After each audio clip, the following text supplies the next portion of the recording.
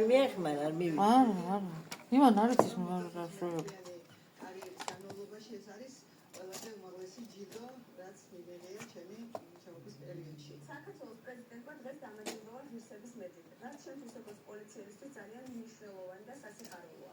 რადგან თვითონ ცეთაკალი ყოველთვის რეჟიმში ზრუნავს ჩვენი ქვეყნის კეთილდღეობისთვის.